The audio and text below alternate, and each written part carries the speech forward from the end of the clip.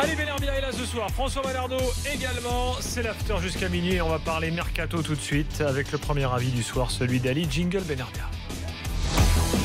Non, jingle Benarbia. L'anniversaire du F senior qui fête ce soir ses 90 ans. Alors, c'est bon pas une anniversaire, chèvre sur le drapeau, c'est ça? Un chamois. Alors, Ali, pour la- Agüero au Pour la fête PSG. de l'Aïd, t'as une chèvre, on la changera. Voilà. Tiens, pourquoi? Alors, je donne les infos avant que tu développes ton avis. D'accord.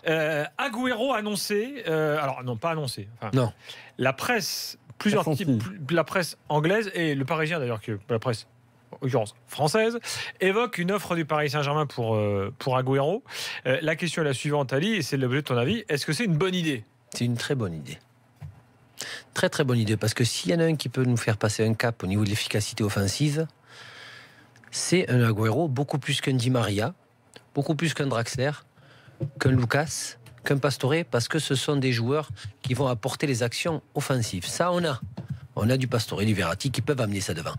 Mais des finisseurs et cliniques en Europe des attaquants, tu as Messi, tu as Ronaldo, Lewandowski, Cavani et Agüero. Mais t'as déjà Cavani. Et alors? Tu les fais jouer. C'est vrai. Non, je m'en fous. Tu enlèves n'importe qui. Tu as Agüero, Cavani, tu fais ton équipe par rapport à Agüero, Cavani, et Unai Emery fera ça. Et je pense que si tu prends Agüero, c'est un joueur qui est capable de jouer axe, qui est capable de jouer côté, qui est capable de venir demander le ballon bien et se retourner beaucoup plus que le fait Cavani. Mais le fait d'avoir à la fois à surveiller Cavani et Agüero dans les gros matchs, là, tu as du lourd pour la Champions League, pour les gros matchs de Ligue 1. Et là, tu peux encore plus aller chercher loin parce que. Oui, donc là, tu balayes l'argument de certains qui disent ouais, mais c'est le même profil que Cavani. C'est comme quand on disait Aubameyang. Non. Comme quand je dis pour Aubameyang, il faut chercher sur les pieds. Si tu prends Aubameyang et Cavani, c'est la même chose. Ça sous-entendrait un changement de système d'Emery. Tu passes en 4-4-2 du coup. Mais il voulait changer Emery, en fait. Il est revenu un petit peu à la mayonnaise des leaders, par obligation qu'il le veuille ou pas, parce qu'il l'a pas dit. Mais Emery aime jouer avec sa défense costaud, son milieu qui bosse, et deux joueurs qui ont cette faculté à faire la différence tout le temps, à n'importe quel moment, en ayant un joueur qui est capable de filer des ballons plus ou moins. Si tu as un Di Maria au milieu de terrain, ou un Pastore, ça et tout, en ayant Cavani et Agüero, et au moins, si tu as un blessé ou un suspendu, tu l'as ton avançante qui finit les actions. Mais si l'année dernière, tu as eu la malchance que l'autre, c'est un cheval, Cavani, qui se blesse jamais, comment t'aurais fait? Ali, t'es d'accord ou pas que a priori tu gardes Draxler et Di Maria? Bien sûr. Bon, donc tu passes à deux milieux défensifs. Enfin, deux milieux relayeurs. Tu vas garder Verratti, a priori, on va en parler. C'est pas pour autant que tu vas tout le temps jouer avec Draxler et Di Maria, puisque Lucas, ils vont le vendre. T'es d'accord avec moi? Alors, je pense que Lucas, ok, ils peuvent le vendre. Lucas, le vendre et puis il peut Mais envisager de de toute façon, partir aussi. un second couteau. Oui, maintenant c'est clair. Mais si tu as le Kun et Cavani, a priori, tu passes en 4-4-2. Sûrement, mais tu auras sûrement de toute façon, tu vas un milieu de terrain tu vas avoir un traditionnel tu vas parisien. jouer à deux, de toute façon, à deux joueurs qui vont travailler. Ça, c'est clair. Deux devant la défense qui vont bosser. Non, mais je vois l'incidence au niveau du marché de Est-ce que transfert. tu vois C'est-à-dire qu'il y a un Matuidi, un... Non, mais tu auras. Thiago de toute Motta, façon, tu vas avoir deux qui vont bosser. Deux qui vont travailler.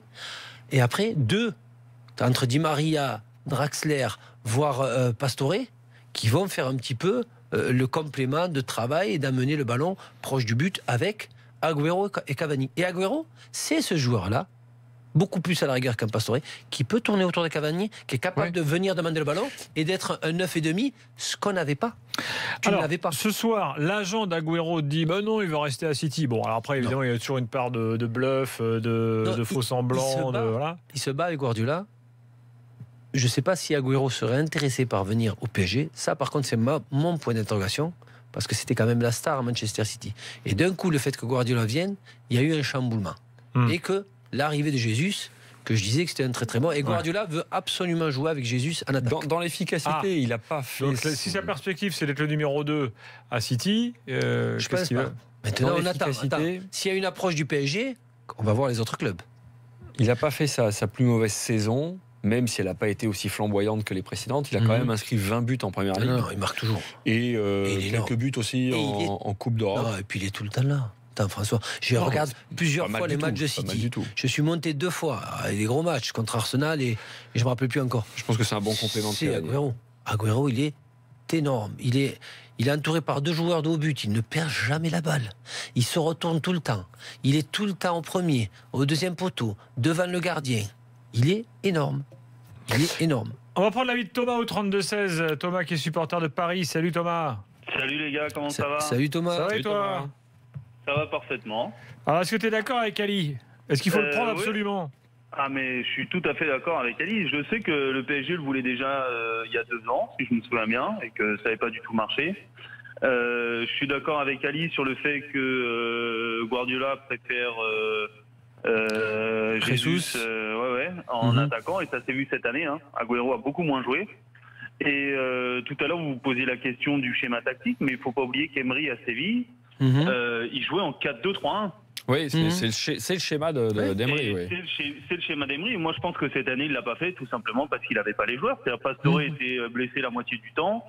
Di Maria qui faisait ses caprices en voulant jouer absolument à droite ou à gauche.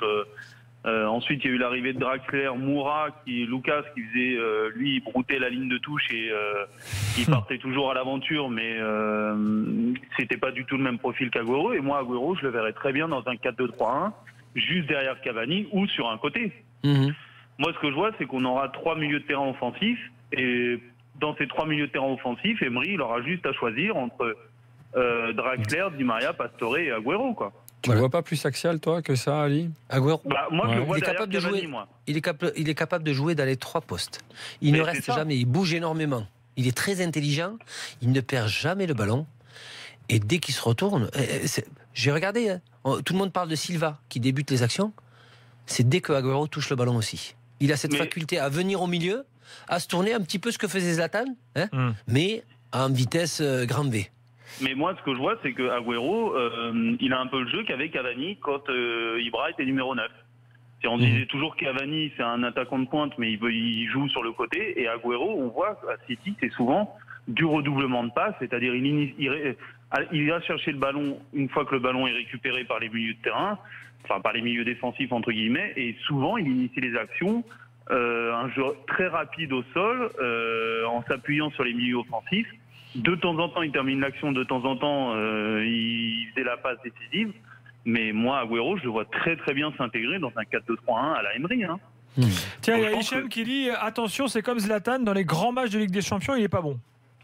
Non, déjà Manchester City n'a pas fait de gros matchs. Il n'a pas fait de gros matchs. Mais c'est un poison. Contre toutes les défenses, c'est un poison. Mais quand il est un petit peu seul, c'est différent. Et si tu as Cavani et Agüero face à toi, moi je peux te dire que ça fait très très mal en Champions League. Et puis Gilbert, moi je suis pas d'accord avec toi. Agüero dans le championnat d'Angleterre. C'est Hicham qui l'a dit sur le hashtag RMC Live. Mais des gros matchs, il en joue tout le temps, Agüero. Quand tu joues contre Liverpool, Arsenal, United, Chelsea, tous les week-ends, il marque tout le temps. Et il marque tout le temps. Et souvenez-vous l'année du titre, il a été décisif, Agüero. Sans compter qu'il évolue dans une sélection qui est d'un autre niveau que la sélection suédoise. Exactement. Même si là, les Français ont un peu mal passé pour le dire. Moi, ce que je me dis, Agüero, une année pré-Coupe du Monde, je pense que ça pourrait être intéressant pour lui de se retrouver, même, je pense que s'il demande même l'avis de Sampaoli, le sélectionneur, je pense que même Sampaoli lui dirait va au PSG pour avoir des automatismes avec Di Maria et Pastore, parce qu'ils vont les retrouver à la Coupe du Monde. Il faut penser à ça aussi. C'est vrai que une colonie argentine. Exactement. À 70 millions, est-ce que ça. C'est assez bizarre. Le Real qui le voulait vraiment, est-ce qu'ils ne sont pas capables de mettre 70 millions, le Real? Avec un départ de Bale? Après, qu'est-ce qu'ils vont faire avec Mbappé? Le Real, ils peuvent mettre ce qu'ils veulent là. Mbappé, je sais pas. Moi, 70 millions pour un joueur de ce calibre. Parce que si tu as Agüero, Benzema, Ronaldo, tu te rends compte? Et puis Fratouns nous dit Alexis Sanchez est meilleur pour jouer sur un côté qu'Agüero. Pour moi, il faut mettre le paquet sur Sanchez. C'est la meilleure option. Ça ne veut rien dire le côté, parce que Sanchez, on croit que c'est un joueur de côté. Il adore jouer dans l'axe, Sanchez. Il adore jouer l'électron libre à droite à gauche. Il l'a fait à Barcelone par obligation. Mais c'est un deuxième attaquant qui aime bien aller de partout. On le voit en sélection. Tu ne vois pas Agüero avoir aussi ce profil un peu de tourner autour de l'attaquant de pointe? Oui, autour de l'attaquant de pointe. Quand on dit le 4-2-3-1, Il est derrière. Ah oui, sur un 4-2-3-1, oui. Mais- Mais moi, je pensais spontanément à un 4-4-2 Non. pour l'associer avec Cavani. Non, je t'ai dit Parce que deux. tu gardais Draxler Non, et parce Di que Maria. on s'en fout de Draxler. C'est surtout. Pour moi, c'est eux qui provoquent l'étincelle dans le jeu offensif Mais- aussi parisien. Ouais, mais si tu as d'un coup Cavani, quand tu as des grands joueurs comme ça, tu changes ta façon de penser. Et lui, Oui, Emery, il veut jouer avec deux devant, il veut pas jouer avec une sentinelle. Il veut pas jouer avec 3 mayonnaise, 3 ketchup au milieu de terrain qui se font le triangle depuis l'an 40 et qui nous fatiguent. Il en veut 2 qui travaillent, qui sont là, ça et tout. Et 3 joueurs qui se projettent de l'avant et un finisseur. Mais là, tu peux avoir 2 finisseurs. Et quand tu as face au but Agüero ou Cavani, avec ou Pastore ou Di Maria ou Draxler, bah automatiquement, ça donne autre chose. Merci Thomas, à très bientôt. Tiens, Mohamed veut également donner son point de vue sur la vie d'Ali. Là. Mohamed, bonsoir. Gilbert Bribois, il est là? Il est là. Oui, il est là. Et Mohamed, il est là. Il est là. Bonsoir messieurs, Ali. Salut. Salut, Mohamed. Si vous me permettez, bonne fête de l'Aïd. Merci à toi aussi, Anne Mevrouk. À François également, hein, le Tunisien. Incroyable. J'espère que vous allez bien vous régaler. Un jour demain. il est tunisien, Avec un jour les- il est sicilien. Je vais Il l'amener, mon passeport. faut Si, savoir. il a parlé, j'ai vu son passeport tunisien. Et il l'a vu. Je l'ai vu. Il parle avec le cœur. Messieurs, déjà je vous remercie de me prendre à l'antenne. Alors moi c'est une petite particularité, je suis supporter marseillais, autant vous dire. Et sincèrement, Agüero, c'est un top player. T'aimerais bien Vraiment, l'avoir à je Marseille, pense Mohamed. Ah, mais j'aurais rêvé. Là, j'ai trop la haine. Je vous le dis, je suis très énervé sur le recrutement marseillais. Enfin bref, c'est pas le sujet. Mais Agüero, c'est un Ah, ils top ont player. officialisé Germain aujourd'hui, les Marseillais, première recrue. Oui. Alors là, pour le coup, c'est une très belle recrue. Moi, c'est le joueur parfait. C'est un joueur de collectif. Il a du talent et il a une grosse marge de progression. Enfin, il n'y a absolument rien à dire. Ça a été très intelligent de leur part, pour une fois, je dirais. Mais voilà, pour revenir sur Agüero, c'est un top player. Je pense que Paris peut franchir un cap. Alors François, quand tu disais effectivement, Ali disait qu'il pouvait jouer en 4-4-2. Moi, je pense que le vestiaire parisien, il a un peu comment dirais-je, il n'a pas voulu suivre la stratégie d'Emery. Ouais, c'est quelqu'un qui joue effectivement à l'offensive. Ils ont été contre sa volonté. Il n'a pas su se mettre le vestiaire parisien dans la poche. Je pense que la saison prochaine, le fait que Nasser El Khelaïfi il le confirme à son poste, je pense que la saison prochaine, Emery, parce qu'on peut dire ce qu'on veut, c'est un très grand entraîneur et les choses vont changer. J'ose espérer pour Paris qu'ils vont enfin franchir le cap des quarts de finale en Ligue des Champions. Et sincèrement, une attaque Cavani Agüero, ça peut jouer à 2 devant et effectivement Agüero il a tendance à se déporter sur les côtés, c'est pas un souci en ayant un joueur qui a marqué pas loin de 171 buts je crois en 250 matchs avec City, ça fait 6 ans qu'il est là-bas. L'arrivée de Jesus, Guardiola, il voit les choses un peu autrement et vraiment j'envie les Parisiens. Vraiment, et s'ils arrivent à réaliser ce coup-là pour 70 millions d'euros, mais c'est des broutilles. Donc franchement, c'est chapeau. S'ils le font, c'est chapeau. Et en plus, Marseille, ils ont dit qu'ils gardaient Rolando et Doria. Mohamed. J'ai les boules. Vraiment. Non, Rekik, il est parti, ça y est, il est vendu. Ils ont fait le nœud. Non, mais il faut tout vendre. Il faut tout vendre à Marseille. Il faut tout vendre. Voilà, Ah, mais là, c'est dur. Ah non, t'exagères. Si, Ils ont dit. Thauvin, tu le vends, Thauvin. Tu le gardes, Thauvin. Je le conserve. Mohamed, ils ont dit que Rekik avait un package. Rekik avait un package pour partir avec Rolando, Doria et Ubokan. Non, mais moi, je les donne ou sinon je les offre et je rajoute de l'argent. Voilà, je me débarrasse d'eux, je rajoute de l'argent. Je paye pour qu'ils partent. Ah, tu vas peut-être récupérer Adil Rami, Mohamed. Ah, Adil Rami, ça peut être, non, mais. Ça a l'air de lui plaire, peut-être. Pamela Anderson sur la Canebière, ça a de la gueule. Hein. Alors là, tu fais le play au Vélodrome. Pourquoi pas? Avec Pamela Anderson. Voilà, en tout cas, j'insiste là-dessus. Agüero, c'est vraiment, même pour le championnat de France, ça serait top. Ça serait top. Vraiment, ça serait top. Alors, tiens, on a fait un petit sondage sur le compte Twitter de l'After. Agüero, bonne idée pour Paris. Oui, clairement, disent 48% des votants. Et non. 48 seulement 48. Il y en a 38 qui disent non, pas à 70 millions. Donc, il faut vous faire un dessin ou quoi? Écoute, on parle de qui là? Non, parce qu'Agüero, ils le veulent à 40 millions comme Bakayoko. peut-être. Mais Aubameyang a pas loin de 60 millions d'euros. C'est l'hôpital qui se fout de la charité. Agüero, c'est un top joueur, c'est un joueur de classe mondiale. Il n'y a absolument rien à dire. Il y a des choses quand même qui me surprennent. Ou alors tout le monde a la mémoire courte parfois. Mohamed, merci à toi. Merci Mohamed. Merci Mohamed. À très bientôt. Passez une bonne soirée. Salut. Prix là à 70, mais c'est le prix. Mais en France, on a beaucoup d'abstention aussi.